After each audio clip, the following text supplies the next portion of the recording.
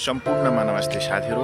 आज चाहिँ मैले इजरायल र अमेरिका मिलेर संयुक्त रूपमा इरानमाथि गरेको आक्रमणको विषयलाई लिएर यो भिडियो बनाइरहेको छु। यो भिडियोमा चाहिँ मैले विशेष गरेर 5वटा विषय उठान गरेको छु। यो भिडियो अन्तिमसम्म हेरेर कस्तो लाग्यो प्रतिक्रिया दिनु होला है त साथीहरू। यो घटनासँग प्रत्यक्ष जोडिएको एक महत्त्वपूर्ण विषयमध्ये एउटा हो दृष्टिकोण, इजरायली दृष्टिकोण। इजरायल यस्तो एक सानो यहुदी देश हो, तर यसको वरिपरि विभिन्न समूहहरूसँग चाहिँ शत्रुतापूर्ण सम्बन्ध छ, जसमा हिजबुल्लाह, हमास र इरान। यो समूहहरूको नेतृत्व चाहिँ इरानले लिने गर्छ, ताकि यही समूहबाट इजरायलको लागि धेरै खतरा महसुस गर्छ इजरायलले। त्यही कारणले चाहिँ उसले अमेरिकासँग मिलेर विभिन्न चरणमा चाहिँ उसलाई नियन्त्रण गर्ने गतिविधि निगरानी राख्ने कामहरू गरिरहेको हुन्छ। इरानको प्रभाव रोक्न चाहन्छ इजरायल, किनकि इरानको परमाणु कार्यक्रमले गर्दाखेरि इजरायल र अमेरिकाको लागि एकदम ठुलो टाउको दुखाइको विषय भएको छ। यही परमाणु कार्यक्रमले गर्दाखेरि ऊ आक्रमण गरेर भए पनि इरानलाई रोक्न चाहन्छ। अर्को महत्त्वपूर्ण दृष्टिकोण भनेको अमेरिकन दृष्टिकोण हो। अमेरिका यस्तो देश हो जहाँ उसले भूराजनीतिक कारणले अथवा जियो पोलिटिक्सको कारणले चाहिँ संसारमा उसले आफ्नो मात्रै प्रभाव कायम होस्, आफ्नो मात्रै प्रभुत्व कायम होस् भन्ने चाहन्छ। त्यसै गरी मध्यपूर्वमा पनि विशेष गरेर तेल, सामरिक स्थानलाई लिएर उसले चाहिँ आफ्नो प्रभाव कायम गर्न चाहन्छ। दोस्रो भनेको उसले इजरायलसँग विगत लामो समयदेखि सैन्य एवं राजनीतिक सम्बन्ध कायम गरेको छ। त्यसै कारणले इजरायलमाथि केही भयो भने अमेरिकाले सैन्य अथवा राजनीतिक तर्फबाट चाहिँ उसले अत्यन्तै बलियो साथ समर्थन देखाउँछ।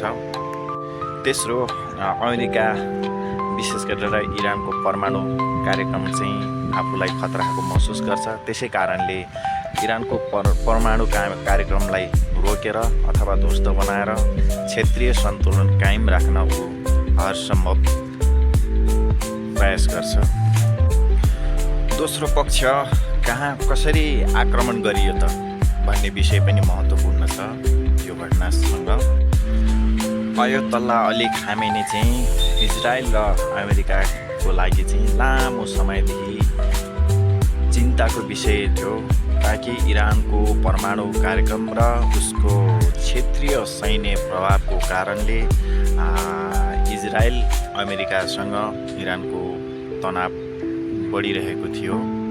त्यसै कारण चाहिँ इजरायल र अमेरिका चाहिँ आफ्नो सुरक्षा खतराको लागि न्यूनीकरण गर्न र त्यसलाई निमेट्यान्न पार्नको लागि चाहिँ खामेनीको हत्या चाहिँ पहिलो प्राथमिकतामा राखेर सटिक तरिकाले हत्या पनि गर्यो र खामेनीको हत्या नै त्यहाँको शासन परिवर्तन गर्न मूल कारण हुन सक्छ भन्ने उद्देश्यले अहिले एयर स्ट्राइक मार्फत खामेनी लगायत उच्च 40 पदाधिकारीको हत्या गरियो भनिएको छ। यो हमलामा सफलता प्राप्त गर्नु र सही र सटिक तरिकाले सफलता प्राप्त गर्नुमा मुख्यतः निम्न कारणहरू छन्। नम्बर 1, एयर स्ट्राइक मार्फत शक्तिशाली मिसाइल, बम र हतियारहरूको प्रयोग गरियो। नम्बर 2, अमेरिकी खुफिया CIA र इजरायली खुफियाले चाहिँ लामो समयदेखि खामेनीको विभिन्न गतिविधिको निगरानी र खामेनीले कुन स्थानमा बैठक गर्छ, कुन स्थानमा जान्छ भन्ने कुराको लोकेसन ट्र्याक गरी लामो समयदेखि जानकारीहरू दिइरहेको रिपोर्टहरू पनि बाहिरिएको छ। नम्बर 3, यो हमला चाहिँ अत्यन्तै छोटो समयमा सफल तरिकाले सम्पन्न गरिएको भनेर निष्कर्ष निकालेको छ। जुन हमला चाहिँ 60 सेकेन्डभित्र सम्पन्न गरिएको कुराहरू बताइरहेका छन्। तेस्रो पक्ष तथा महत्त्वपूर्ण पक्ष भनेको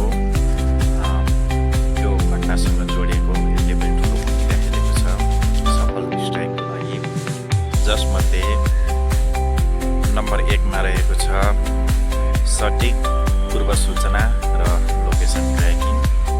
नम्बर 2 उच्च स्तरको र लामो समयदेखि तयारी गरिएको रणनीतिक योजनाहरू। नम्बर 3 इरानी सुरक्षा सम्बन्धी कमजोरीहरूको बारेमा जानकार। 4 नम्बर भनेको उन्नत तथा एआईमा आधारित हतियार तथा मिसाइलहरू प्रयोग गर्नु। चौथो पक्ष भनेको प्रतिक्रिया र परिणाम। अमेरिकाको संयुक्त कारबाहीपछि आफ्नो सर्वोच्च नेता खामेनी मारिएपछि इरानले यो घोषणा गरेको छ कि जुन आक्रमण चाहिँ इरान र सिया समुदाय विरुद्धको आक्रमण भनेर लिएको छ र यस्तै घोषणा गरेको छ कि यसको बदला लिएरै छोड्ने भनेर गरेको छ र यो घटनापछि निरन्तर उसले आक्रमण र प्रतिक्रमणहरू गरिरहेको छ। इजरायलमा नि आक्रमण गरिरहेको छ र उसले अब बहराइन, कतार, कुवेत, दुबई जस्ता विभिन्न स्थानमा अमेरिका बेस क्याम्पहरू जहाँ छ त्यहाँ उसले निरन्तर ड्रोन हमलाहरू गरिरहेको छ। र अर्को कुरा भनेको यो घटनापछि इरानभित्र पनि ठुलो विरोध भइरहेको छ र विश्वको अन्य मुस्लिम देशहरूमा पनि जुन यो इजरायल र अमेरिकी कदमहरूको विरोध भइरहेको छ। र अर्को 5औं पक्ष भनेको यो घटनापछि चाहिँ अब यो युद्ध लम्बिन्छ अथवा बिचमा रोकिन्छ भन्ने विश्व समुदायले बडो चासोपूर्वक हेरिएको छ। साथीहरू अबको युद्धमा चाहिँ के हुन्छ होला, यहाँहरूले पनि यो भिडियो हेरेर आफ्नो विचार र प्रतिक्रियाहरू जनाउनुहोला, कमेन्ट गर्नुहोला र यो च्यानललाई कसले सब्सक्राइब गर्नुभएको छैन यो च्यानललाई सब्सक्राइब गरेर बेल आइकनमा क्लिक गरेर अलमा बटनमा क्लिक गरेर राख्नुहोला ताकि मैले अपलोड गर्ने सम्पूर्ण जानकारीमूलक भिडियोहरू यहाँहरू समक्ष आइपुग्नेछ। हस्त धन्यवाद।